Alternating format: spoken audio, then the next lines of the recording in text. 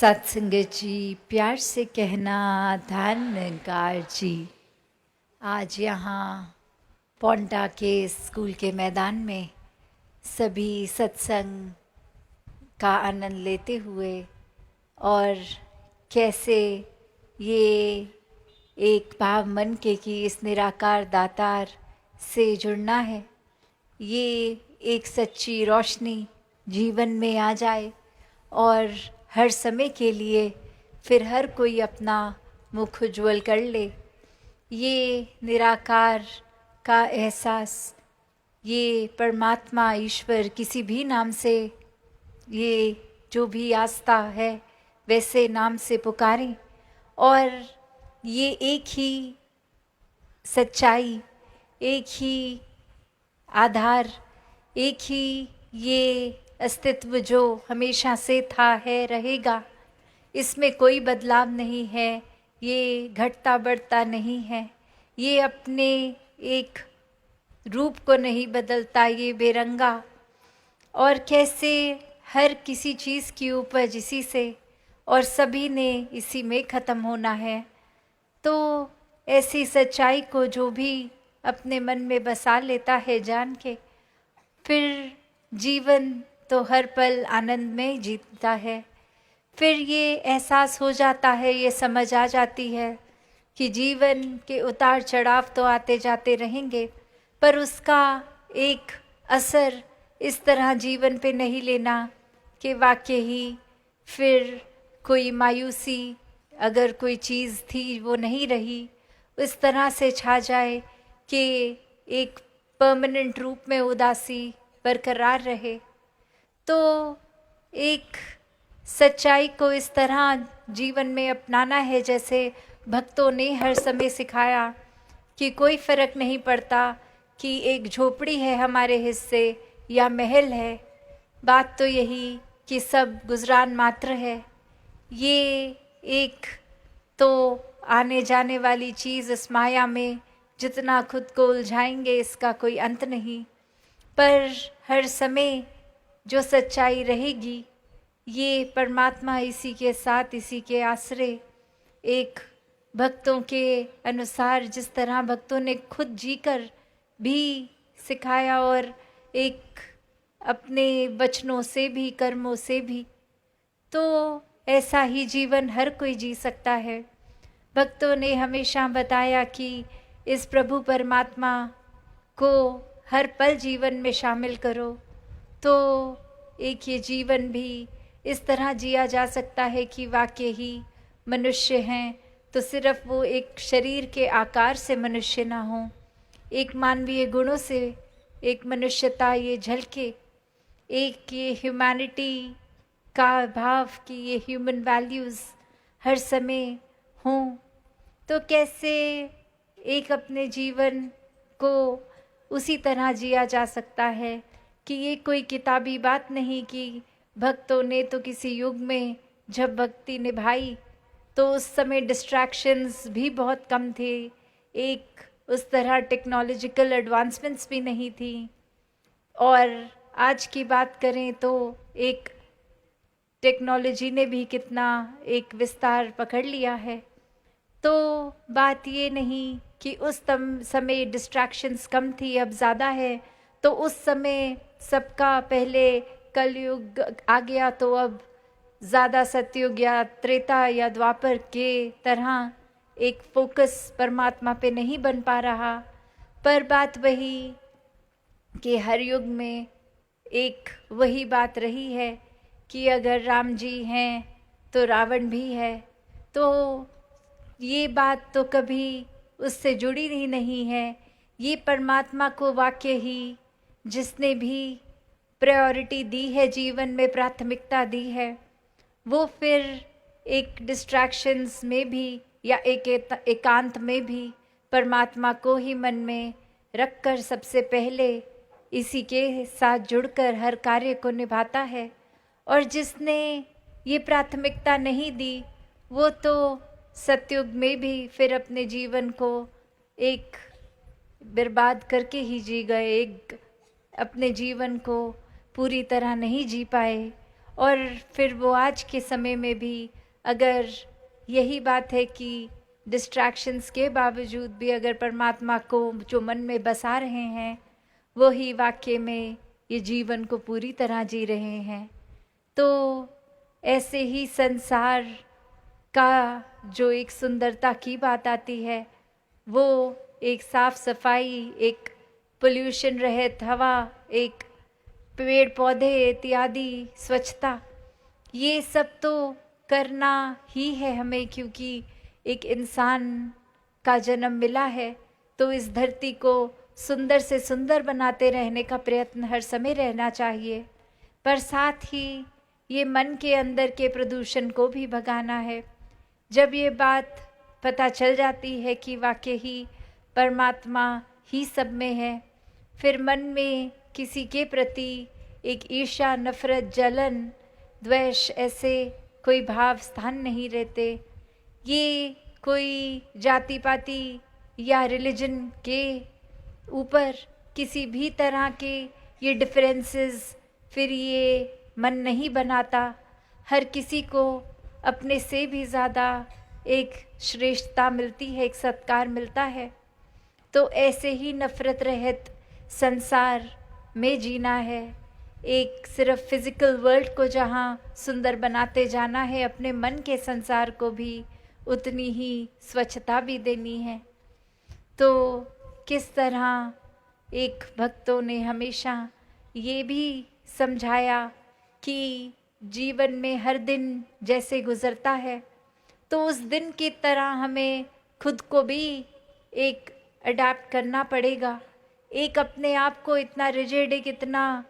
पक्का एक ही नज़रिए को बांध के रख लें कि बिल्कुल भी ये फ्लेक्सिबिलिटी ना दिखाएं कि ज़रूरी नहीं हमारा ही नज़रिया सही नज़रिया है, दूसरों के नज़रियों को, उनकी बात को भी अपनाना है।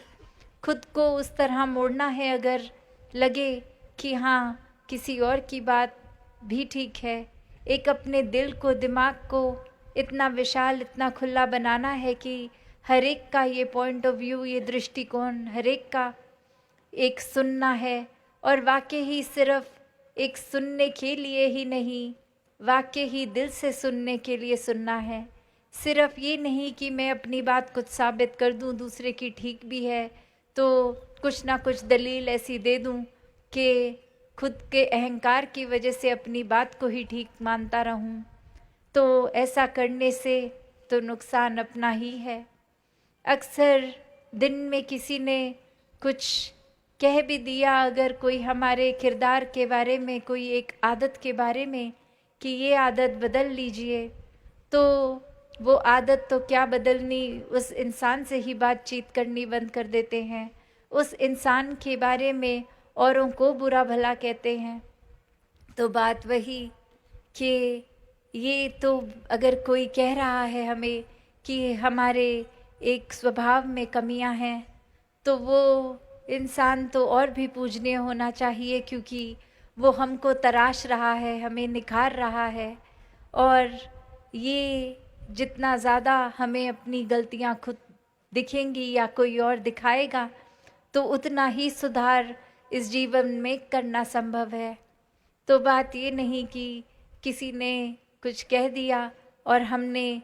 फिर उस पर तवज्जो ही नहीं किया, एक गौर ही नहीं किया, बस ऐसे सोच लिया ये कौन होता है हम पे उंगली एक उठाने वाला, ये बोलने वाला कि हम ठीक नहीं हैं। तो ऐसा करेंगे तो हमारा सुधार होने वाला नहीं है।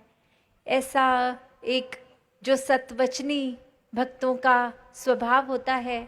कि एक मन में फिर ये शुक्राना ही निकलता है इस परमात्मा का, इस दातार का, कि शुक्र है आपने कोई ऐसे सज्जन मिला दिए जिन्होंने कुछ बताया कि हमें अपने अंदर ये बदलना है, इससे हम और निखर जाएंगे। और जितना जितना खुद को और मानवीय करेंगे, एक और इंसान वाला अपना चरित्र रखेंगे, उतना ही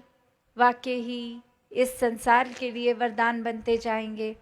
फिर मन में हर एक के लिए वाकई ही ये परमात्मा का निवास हर समय का रहकर और पूरी ही मानवता की सेवा के लिए ये मन भी अर्पित रहेगा।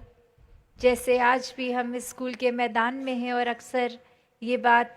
की जाती है कि एक चलो उस लिहाज में कि उम्र के लिहाज में स्कूल की ये युवा अवस्था तक ही सिर्फ एज होती है पढ़ने की, अगर तो ये पर जीवन में अगर हम ये पढ़ाई या कुछ सीखने की बात करें तो ये तो आखिरी समय तक, आखिरी श्वास तक कण कण से शिक्षा ली जा सकती है। कैसे एक बात वो नहीं कि हम किसी वजह से ऐसे कहने लायक नहीं हैं कि हमें किसी ने कुछ सिखाया नहीं इसलिए नहीं सीखे। वो तो कहीं भी नज़र घुमा लें तो हर चीज़ से शिक्षा है कि एक छोटी सी अगर घास को ही देख लें तो कितनी भी आंधी आए वो अपनी जगह से टूटती नहीं है, क्योंकि वो अपनी जड़ों से ऐसी जुड़कर एक अपने स्वभाव में इतनी लचक, इतनी फ्लेक्सिबिलिटी रख रही है कि हवा का रुख आते ही खुद को मोड़ रही है। और वहीं अगर हम ये सोचें कि कुछ हमें अपने अंदर बदलने की ज़रूरत नहीं है तो आंधी आते ही ऊंचे ऊंचे पेड़ टूट के गिर जाते हैं, क्योंकि उनमें एक ये स्टिफनेस है, ये लचक नहीं है। तो हम भी अगर अपने दृष्टिकोण को ऐसा बना लें कि नहीं हम ही सर्वोत्तम है, हमारी सोच जैसी तो सोच किसी की भी नहीं है, एक हमसे अच्छा तो कोई कुछ ना सोचता है, ना किसी में बल है, ना अकल है, तो फिर ये हमारा ही नुकसान है, हम अपना नुकसान कर बैठेंगे। तो ये विनम्रता को अपनाएं, एक परिस्थिति के साथ खुद को बदलें और हर पल, जैसे भक्तों ने बताया कि कोई भी चीज़ अगर अक्सर आदत हो जाती है किसी रूटीन की भी, तो भक्तों ने ये समझाया कि अगर वो चीज़ आपके मन मुताबिक दिन में नहीं भी हो रही तो भी मन में चिड़चिड़ापन न आए, क्योंकि इस मन में अगर परमात्मा है तो वाकई ही फिर कोई चीज़ होने या ना होने से मन पे असर नहीं आना चाहिए। तो बात वही कि कैसे किसी भी सिचुएशन, किसी भी परिस्थिति के साथ खुद को ढाल लेना चाहिए। जैसे अगर हम अभी देखें तो धूप बहुत कड़कती हुई है, तो इस समय हम कोई रेनकोट तो नहीं पहन के बैठे कि बहुत तेज़ वर्षा हो रही है तो तन को भीगने से बचा लेंगे। नहीं, इस समय हमें पता है कि एक धूप है तो एक रेनकोट की ज़रूरत नहीं है। और वहीं अगर ज़ोर से वर्षा होने लग जाए किसी दिन तो हम सबसे पहले अपने छाते, वो रेनकोट सब निकाल लेंगे कि कपड़े ना भीग जाएं, सर्दी ना लग जाए। तो बात वही कि एक चीज़ हर समय के लिए अगर हम अपने स्वभाव में, अपने वस्त्रों में पकड़ के बैठ जाएं कि यही ठीक है, तो वो एक परिस्थिति में तो ठीक है पर दूसरी में वो किसी काम नहीं आने वाला। तो बात वही, ऐसी ही सच्चाई को पकड़ें, ऐसे ही परमात्मा को हर समय जीवन में मन में बसा के रखें, जो हर परिस्थिति में एक समान, हर परिस्थिति में काम आने वाला। और सिर्फ इसलिए काम नहीं कि कोई संसारिक रूप में कोई स्वास्थ्य ठीक करना है, कोई धन दौलत चाहिए, कोई परिस्थिति अपने हिसाब से चलवानी है तो आज परमात्मा को याद कर लिया, नाम ले लिया, कुछ परमात्मा के नाम पे कुछ मदद रूप कर दी किसी की। नहीं, ये परमात्मा से प्यार बनाना है, ये प्रेमा भक्ति को अपनाना है और इसी प्रेमा भक्ति के लिए फिर ये भक्ति वाकई ही भक्ति बनती है। और कैसे फिर हर परिस्थिति में परमात्मा का नाम दिल से लिया जाता है, ये लेने की ज़रूरत भी नहीं, ये सुमिरन हर पल मन से निकलता है। फिर यही बात हर समय एक रहती है कि ये परमात्मा तो हर समय इसी से प्यार है, कोई ये फिर परिस्थिति के ऊपर डिपेंडेंट नहीं है। ये तो एक आनंद की अवस्था भक्तों की कि फिर ये दुख सुख से ऊपर उभर जाते हैं, ये तो फिर सुकून में जीते हैं, ये अपने मन को इतना विशाल बना लेते हैं कि ये ब्रह्म ज्ञान की दात जो मिली, जो निराकार हिस्से है, ये निराकार के अंदर और अपने आप को एक मिक करते हुए ये सोच का विस्तार इस तरह कि ये और एहसास बनता जाए, ये हर रूप में भक्त फिर पॉजिटिव एक तरीके की ऊपर विस्तारित ही चलते हैं। तो दातार कृपा करे हर किसी पे की सेवा सुमिरन सत्संग करते हुए हर कोई इस दातार इस निराकार को प्राथमिकता बना के अपने जीवन को भक्तिमय करता जाए। सात संगत जी, धन निरंकार जी।